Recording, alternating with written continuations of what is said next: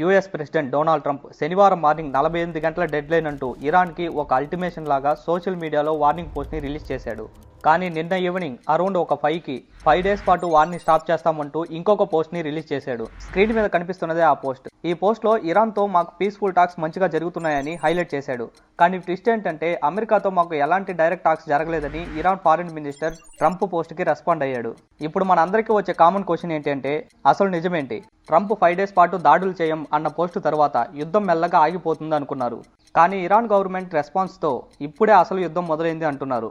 ఈ వీడియోలో అసలు నిజమేంటి, ట్రంప్ 5 డేస్ పోస్ట్ వెనక కారణాలేంటి, డీటెయిల్గా మనం మాట్లాడుకుందాం. స్కిప్ చేయకుండా లాస్ట్ వరకు చూడండి, చాలా ఇంట్రెస్టింగ్గా ఉంటుంది. నా ఎక్స్ప్లెనేషన్ నచ్చితే సబ్స్క్రైబ్ చేసి సపోర్ట్ చేయండి. ఫస్ట్, ట్రంప్ శనివారం మార్నింగ్ 48 అవర్స్ డెడ్లైన్ అంటూ ఇరాన్కి ఒక అల్టిమేషన్ లాగా వార్నింగ్ ఇచ్చాడు. మేము చెప్పిన మాట వినకపోతే, స్ట్రైట్ ఆఫ్ హార్మోజ్ని క్లియర్ చేయకపోతే 48 గంటల తర్వాత మేము మీ పవర్ ప్లాంట్స్ మీద దాడి చేయడం స్టార్ట్ చేస్తాం. ఫస్ట్ అటాక్ స్టార్ట్ చేసేది కూడా బిగ్గెస్ట్ పవర్ ప్లాంట్ నుంచే. Thank you for your kind attention అని పోస్ట్ చేశాడు. ట్రంప్ వార్నింగ్ తర్వాత ఇరాన్ ఈ పోస్ట్కి అస్సలు భయపడలేదు. చెప్పింది వరల్డ్ కంట్రీస్ని కంట్రోల్ చేసే కంట్రీ ప్రెసిడెంట్. ట్రంప్ వార్నింగ్ని ఇరాన్ ఏమాత్రం లెక్క చేయలేదు. ట్రంప్ని ఎగతాళి చేస్తున్నట్టు కొన్ని కామెంట్స్ కూడా చేశారు. మా పవర్ ప్లాంట్స్ని మీరు టచ్ చేస్తే మిడిల్ ఈస్ట్ కంట్రీస్లో ఉన్న పవర్ ప్లాంట్ని డెస్ట్రాయ్ చేస్తాం, ఆయిల్ ప్లాంట్ని డెస్ట్రాయ్ చేస్తాం, గ్యాస్ ప్లాంట్ని డెస్ట్రాయ్ చేస్తాం, చివరికి డీసాలినేషన్ ప్లాంట్స్ను కూడా వదలమని చెప్పి కౌంటర్ వార్నింగ్ ఇచ్చింది. ట్రంప్ ఇచ్చిన 48 అవర్స్ డెడ్లైన్ వార్నింగ్కి 15 గంటలు మాత్రమే సమయం ఉంది అన్నప్పుడు కరెక్ట్గా నిన్న ఈవినింగ్ ట్రంప్ ఇంకొక పోస్ట్ని రిలీజ్ చేశాడు. స్క్రీన్ మీద కనిపిస్తున్నదే ఆ పోస్ట్. ఈ పోస్ట్లో ఎగ్జాక్ట్గా ఏముంది అంటే, ఇరాన్తో గత 2 రోజులుగా పీస్ఫుల్ టాక్స్ మంచిగా జరుగుతున్నాయి. సో మా టీమును కూడా 5 రోజుల పాటు ఇరాన్ పవర్ ప్లాంట్స్ మీద అటాక్ చేయకూడదు అని చెప్పాను. ట్రంప్ చేసిన ఈ పోస్ట్ తర్వాత ఇంకా పీస్ఫుల్ టాక్స్ స్టార్ట్ అయ్యాయి.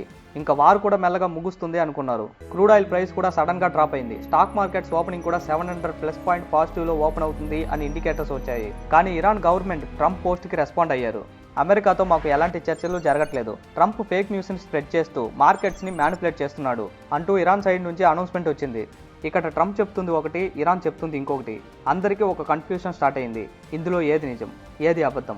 ఇక్కడ కొన్ని రిపోర్ట్స్, ఎక్స్పర్ట్స్ ఏం చెప్తున్నారో దాని గురించి మనం మాట్లాడుకుందాం. 5 డేస్ టెంపరీ పాస్ అనేది అమెరికా యూజ్ చేస్తున్న ఒక స్ట్రాటజీ. అమెరికా మిలిటరీని రెడీ చేసుకోవడానికి టైం కావాలి, అలయన్స్ని అలైన్ చేయాలి. ఇరాన్ మిడిల్ ఈస్ట్ కంట్రీస్లో ఉన్న పవర్ ప్లాంట్స్, ఆయిల్ ప్లాంట్స్ మీద అటాక్ చేయకుండా చూడాలి.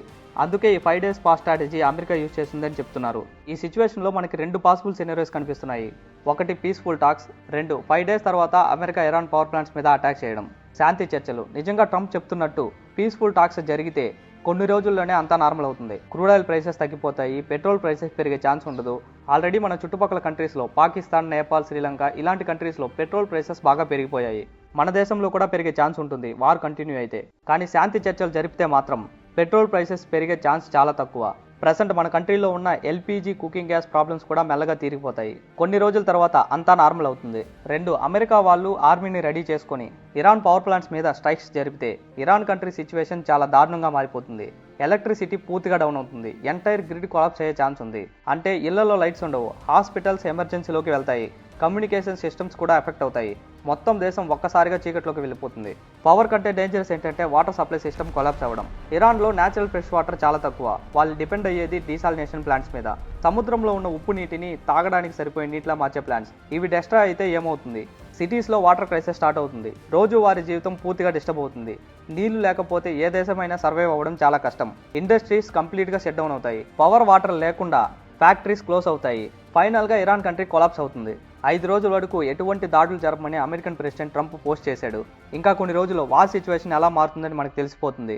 ఇరాన్ ఇలా కంటిన్యూస్గా వార్ చేస్తుంది అని అమెరికాతో సహా ప్రపంచ దేశాలు ఎవరు ఊహించలేదు. ఇక్కడ కూడా ఇరాన్ వెనుక ఉండి మొత్తం స్టోరీని నడిపించేది చైనా, రష్యా అని కూడా చెప్తున్నారు.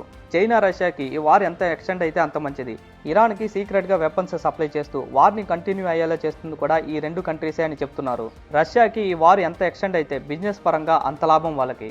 మిడిల్ ఈస్ట్ కంట్రీస్ నుంచి ఆయిల్ ఎక్స్పోర్ట్స్ ఆగిపోతే యూరోపియన్ కంట్రీస్ రష్యా నుంచి ఆయిల్ని కొనాలి. రష్యాకి దీనివల్ల చాలా బిజినెస్ జరుగుతుంది. చైనా ఎప్పటి నుంచో థాయిలాండ్ని వాళ్ళ దేశంలో కలుపుకోవాలని చూస్తుంది. కానీ అమెరికా దానికి అడ్డుగా ఉంది. ఈ వార్ కనుక ఇలాగే ఎక్స్టెండ్ అయితే అమెరికా దగ్గర ఉన్న వెపన్స్ తగ్గిపోతాయి. అమెరికా కూడా ఈ వార్ కోసం చాలా ఎక్కువగా ఖర్చు పెట్టింది. ఈ వార్ ఎలాగైనా అమెరికాని వీక్ చేస్తుందని, ఇరాన్ని కంటిన్యూస్గా వార్ చేపించేలా చేస్తున్నాయని ఒక థియరీ కూడా ట్రెండ్ అవుతుంది. ఇరాన్ వెనుక రష్యా, చైనా ఉన్నాయని చెప్పడానికి ఇంకా కొన్ని స్ట్రాంగ్ రీజన్స్ కూడా ఉన్నాయి. ఒక కంట్రీ సుప్రీం లీడర్ ఫస్ట్ రోజు వార్లోనే చనిపోయాడు. ఇప్పటికే వాళ్ళ సైన్యాధికారి చనిపోయారు. గవర్నమెంట్లో ఉన్న చాలా అధికారులు చనిపోయారు. 1000 మందికి పైగా ప్రజలు చనిపోయారు. ఇరాన్ ఇన్ఫ్రాస్ట్రక్చర్ పూర్తిగా డ్యామేజ్ అయింది. ఇలాంటి సిచ్యువేషన్లో ఉన్నప్పుడు ఏ కంట్రీ అయినా సరే లొంగిపోకుండా అటాక్ చేయాలి అంటే వెనుక ఖచ్చితంగా సపోర్ట్ ఉండాలి. చైనా, రష్యానే ఇండైరెక్ట్గా ఈ వార్ని నడిపిస్తున్నాయని ఎక్స్పర్ట్స్ చెప్తున్నారు. ట్రంప్ ఎప్పుడైనా సరే తనకి ఇష్టం వచ్చినట్లు పోస్టులు చేస్తూ ఉంటాడు. ఎవరు చెప్పినా నమ్మొచ్చు, కానీ ట్రంప్ పోస్టులు మాత్రం అసలు నమ్మలేము. ట్రంప్ ఏమో శాంతి చర్చలు జరుగుతాయని చెప్తున్నాడు, కానీ ఇరాన్ అటువంటివి ఏమీ లేవు అని చెప్పేసింది. శాంతి చర్చలు జరగాలని మీరు కోరుకుంటున్నారా, లేదా యుద్ధం ఇలాగే కంటిన్యూ అవ్వాలని కోరుకుంటున్నారా?